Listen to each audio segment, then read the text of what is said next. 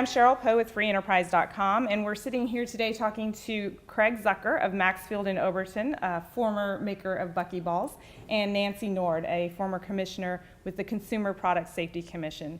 We're talking about a action taken by the agency that's having a very big effect on you, Craig. Maybe you can tell us a little bit about Buckyballs and how we got to this situation. Sure.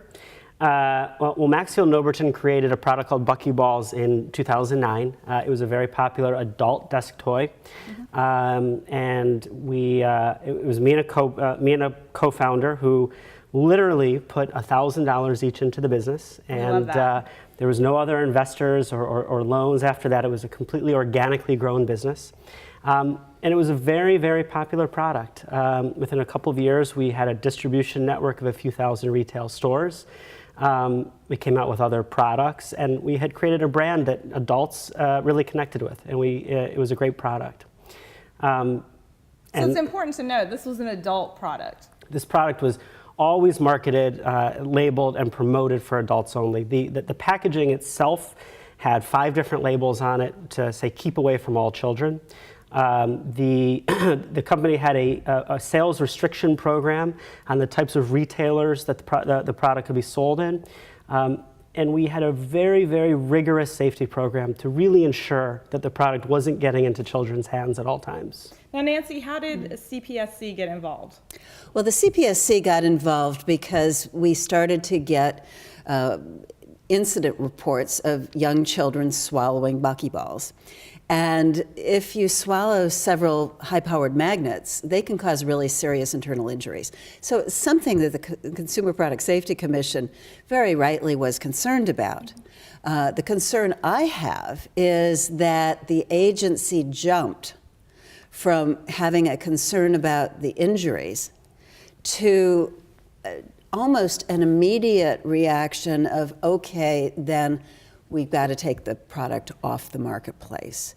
And what you would normally do, especially with a product that is intended for adults, is you try to figure out, is there a way that adults can continue using the product? Obviously, it's a product that they liked, and still safeguard injuries that are happening to children.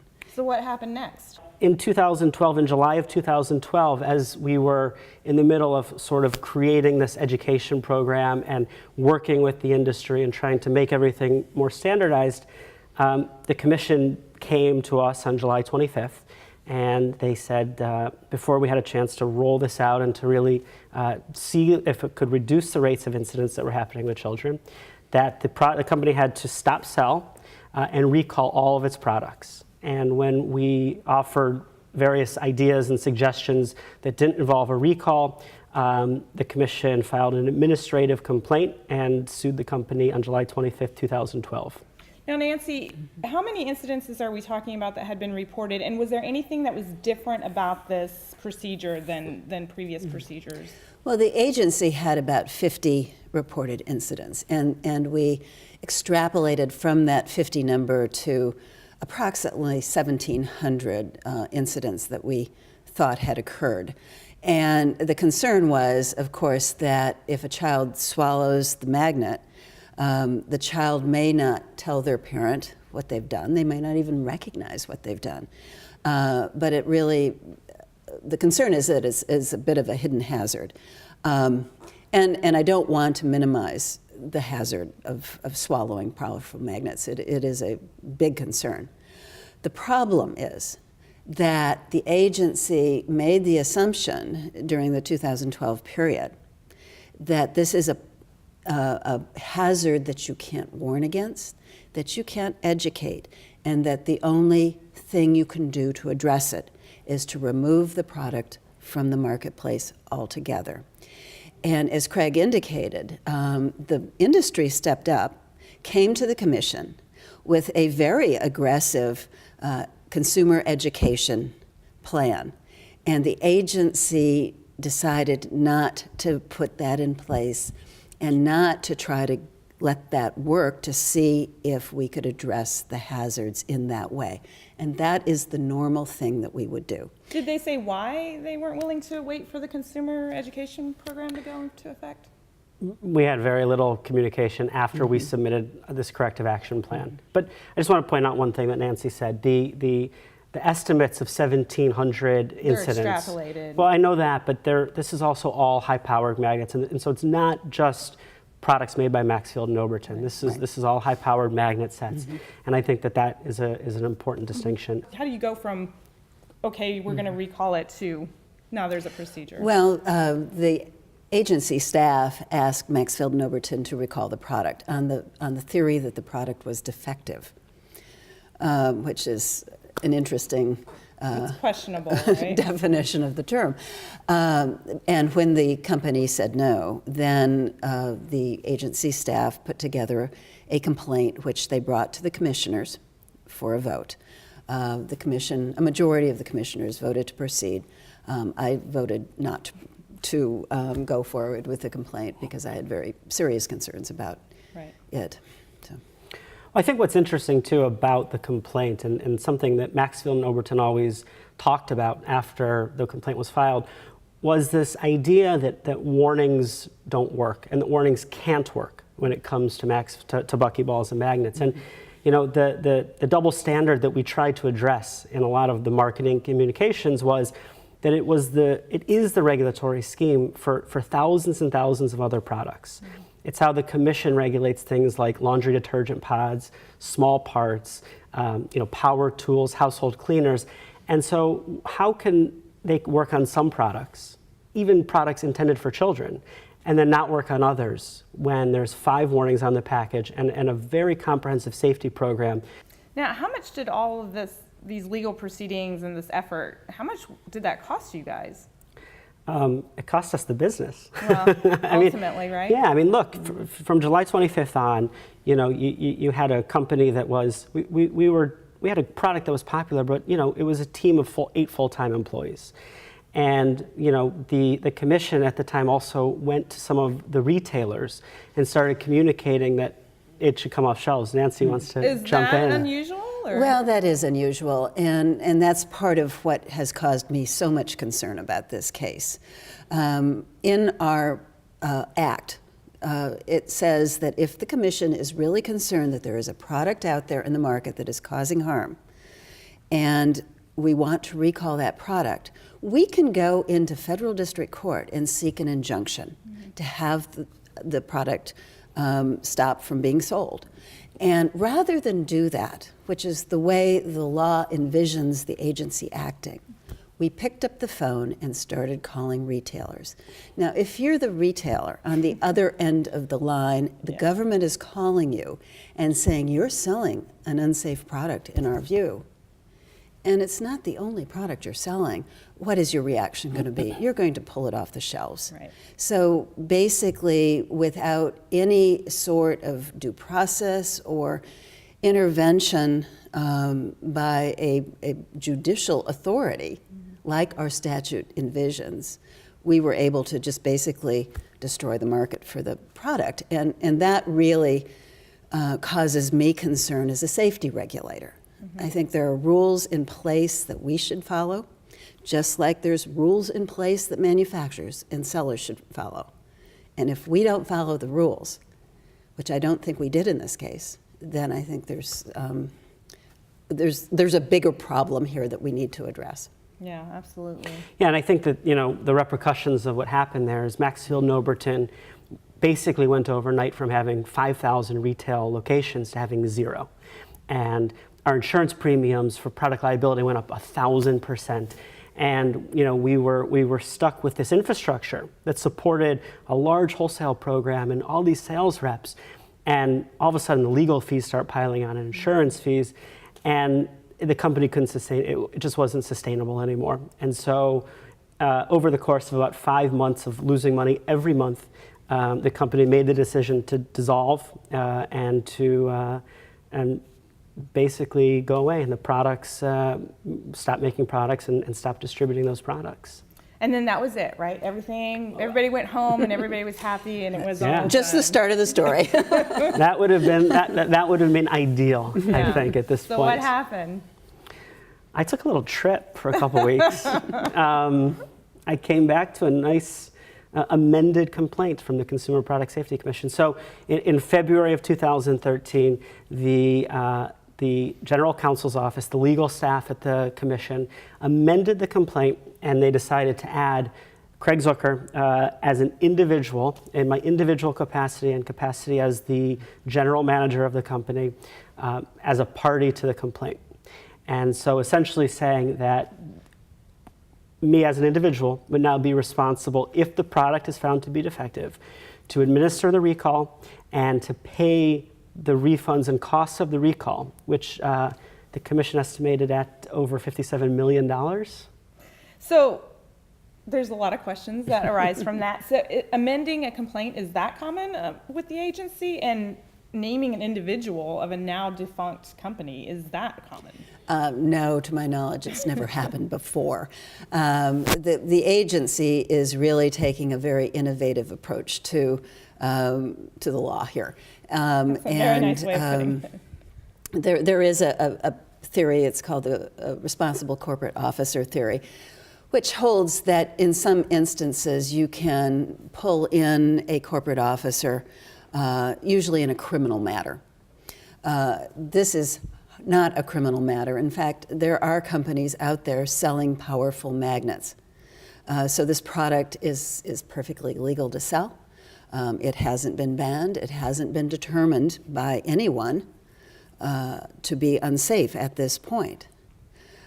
So this to extend the responsible corporate officer theory in this kind of a case is really pushing the law to its limits, if not beyond. Do you think that it's like almost personal or punitive? I think a lot of people think that. I think that when you look at the selectiveness of this and the fact that, there was 13 magnet companies that were targeted in 2012. And of those 13, there's only been 2 companies that have actually conducted a recall, and 3 are in litigation. And so the other 8 companies have never done a recall, they've never faced litigation, and certainly an officer of those companies have never been named. Well, one of my concerns here is that when you have an industry led by a company who comes into the agency and says, okay, fine, there's a safety issue here. We want to work with you to address it. Mm-hmm.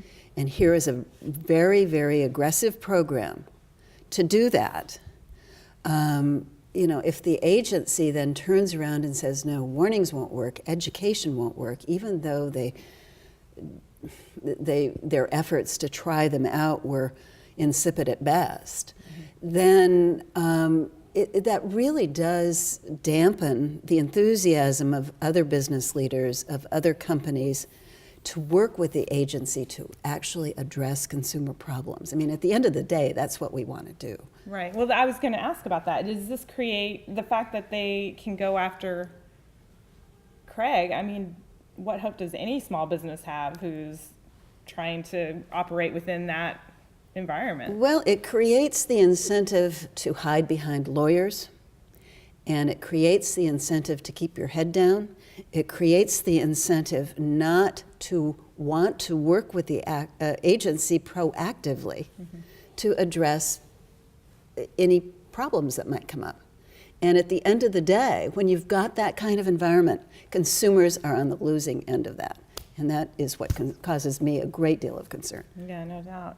Now, Craig, you seem very shy. I'm sure you just took this all sitting down and said, okay, they're coming after me now.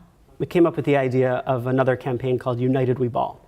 And we started creating new products where 100% of the profits of those would go to defend the Commission's case against Maxfield and Overton and me. And so there's some magnetic products, there's some merchandise, but all different products than Buckyballs and Bucky Cubes. And so we've been working on that for a few months. Now, tell me about your own case against the CPSC. Where did you file it? When did you file it? So I started working with a group called Cause of Action. They're a government accountability group based here in Washington. And they filed a complaint against the Commission. So it'd be Craig Zucker versus CPSC now in federal district court in Maryland. And basically what we've done is we've asked the court to determine that there is no jurisdiction over an individual. And we've asked them to recognize what we all know, which is there has been a statutory overreach here, and that an individual can't be held responsible under the relevant statute to conduct a recall if there was a company that was the importer, manufacturer, or retailer, which there was, of course. Nancy, tell us a little bit about, you recently wrote an editorial for the Wall Street Journal Yes. in support of Craig and the company. What compelled you to do that? Well, I've been very concerned about what I perceive to be the agency's overreach in this case. And I think the agency has overreached in a couple of different ways. Certainly in applying the responsible corporate officer doctrine in this case, where there's no allegations of illegal behavior, where the product is absolutely legal to be sold at this point, that causes me a great deal of concern. I do think that the agency overreached when they brought Mr. Zucker in without even a vote of the commission. This is something that the lawyers in the agency decided to do without any agreement from the commissioners. And I think that's pretty extraordinary. And then finally, going out and trying to destroy the market for the product through informal means, as opposed to going into court and proving their case, where you can have the concept of due process operating, was of concern to me as well. And finally, I am really very concerned as a former safety regulator that this could have a real chilling effect on other companies who see a company and an industry trying to work productively with the agency, and how they have gotten slapped around in this fashion, and that's of concern. I share the same concerns that Ms. Nord does about what might happen at the agency and with consumer safety, but I think that there's this larger idea that the business community as a whole is more concerned about, and it's this idea of limited liability for individuals.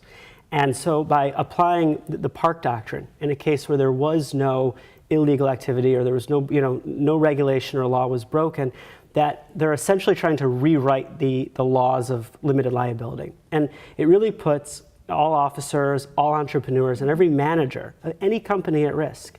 And I think that is part of my concern. I think that's the largest thing we're fighting for. And what's the next step in the CPSC case against Craig, do you know? Well, the CPSC has brought a case in front of an administrative law judge. Okay. And they are deep in the process of discovery, which means that each side is asking for relevant documents that they think will prove their case. When the discovery is completed, then there will presumably be a trial where these things will be argued out. That's going to happen probably well into 2014, if not 2015. The ALJ, the administrative law judge, will then make a decision. And this is the interesting thing. That decision, if either party doesn't like that decision, they can appeal it. But in the first instance, they appeal it to the commission. Oh. So you've got the group that voted to bring the lawsuit in the beginning, votes on Whether it can be appealed or not? votes on the ultimate disposition by the administrative law judge. And at that point, then it can be appealed to a court of appeals. Does that worry you at all? It does, because I think that there potentially has been some prejudgment already by the commissioners. I think that, not just voting to file the complaint in the first place, but certain, they've engaged in rulemaking on high-powered magnets as well, and they're going to at some point vote on banning all high-powered magnets. There's also been some press releases and some statements in the media that seem to point to the idea that the commissioners have already prejudged the issue, and so I think that is a tough. It's a tough spot for me to be in, knowing that or assuming they've already prejudged the issues. Mm-hmm. So tell me about Liberty Balls. Yeah, Liberty Balls are large. Hang on. No one's going to swallow these. They will have to try very hard. These are large magnetic balls for your desk. It comes with a little beautiful platform, I guess. No, it's kind of, it's new magnetic products that are large enough where they cannot be swallowed. They don't fit down the small part cylinder. And so we developed this product and another called Ball of Rights and a couple of other products and merchandise, where again, 100% of the profits is to go towards funding the legal fees of the Commission's case against Craig Zucker and Maxfield and Overton. And the site is at unitedweball.org, and we encourage people to go there and buy a set or make a pledge. I think that the idea here and what we really want to communicate is it's about a lot more than just my legal fees. We're kind of fighting for this larger issue of limited liability for individuals, and ensuring that this kind of overreach and this kind of precedent isn't set and doesn't happen again to other individuals. I think that's a worthy cause. I think you would agree. I bought a set. I better get back to my desk and buy a set. Thank you both for sitting down and talking to our Free Enterprise audience and telling them about this case. This is Sheryll Poe with freeenterprise.com.